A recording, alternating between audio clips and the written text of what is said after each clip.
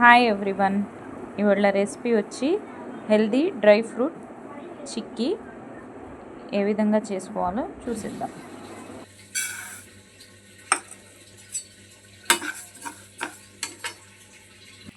Half glass అవిసి గింజలు చిటపట్టలాడేదాకా వేయించుకోవాలి. చిటపట్టలాడినాక పక్కన తీసుకుని పెట్టుకోవాలి.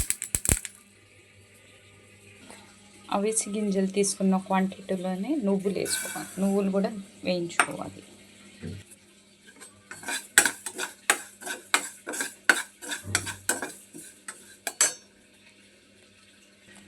నువ్వులు కూడా వేగిపోయినాయి. ఇవి కూడా పక్కన తీసుకుందాం. నువ్వులు అవిసి గింజలు అయిపోయినాక సన్ఫ్లవర్ సీడ్స్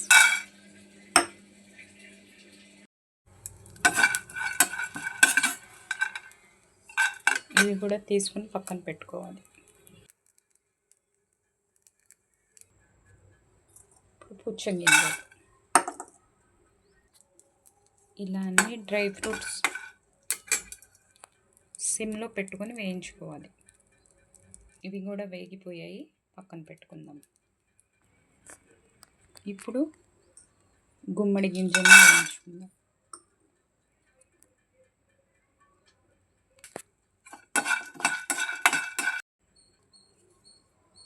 పల్లీలు కూడా వేగిపోయాయి, పక్కన తీసుకుందాం. ఇప్పుడు జీడిపప్పు కూడా వేగిపోయింది, దీన్ని కూడా పక్కన తీసుకుందాం. పల్లీలను పొట్టు తీసుకొని వేయించిన పల్లీని పొట్టు తీసుకొని ఇందులో కలుపుకుందాం. జస్ట్ గసగసాలు వేడి ఉన్న ప్యాన్లోకి వేసుకొని జస్ట్ చిట్టపట అనగానే తీసేయాలి. గసగసాలు ఇవి ఆల్రెడీ ప్యాన్ హీట్ ఉండడం వల్ల అవి చిట్టపట అంటున్నాయి.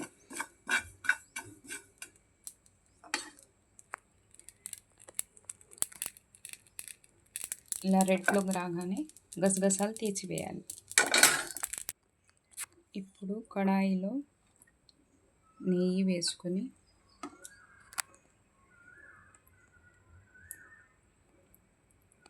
నెయ్యి మెల్ట్ అవ్వగానే అన్ని డ్రై ఫ్రూట్స్ను అందులో వేసుకోవాలి.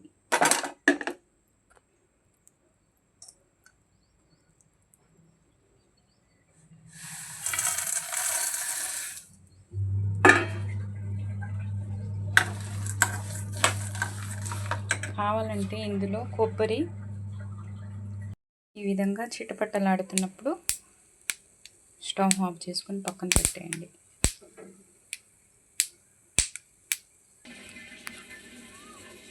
ఏ కప్పుతో అయితే డ్రై ఫ్రూట్స్ వేసుకున్నామో అదే కప్పుతో బెల్లం వేసుకుంటాం.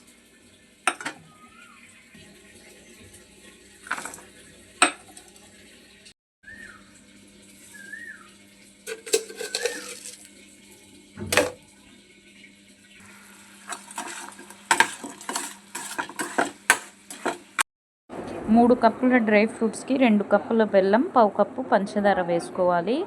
నీళ్లు పావు కప్పు వేసుకోవాలి.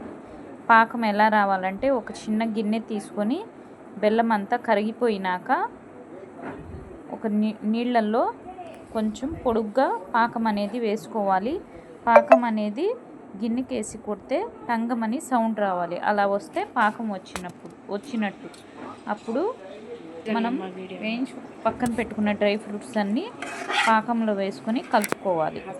ఒక ప్లేట్కి నెయ్యి రాసుకొని ఇప్పుడు పాకాన్ని ఆ ప్లేట్లో వేసుకొని వీడియోలోకి పెట్టిన విధంగా సమానంగా చేసుకోవాలి. ఇలా చేసుకున్న తర్వాత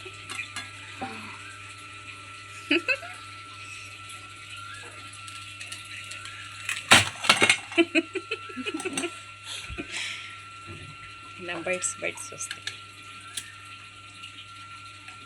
ఇక్కడ నేను బైట్స్ లాగా కట్ చేయలేదు. మీకు కావాలంటే పాకం వేడిగా ఉన్నప్పుడు మనకు కావాల్సిన షేప్లో కట్ చేసుకోవచ్చు. Thank you for watching. Do subscribe, like and share.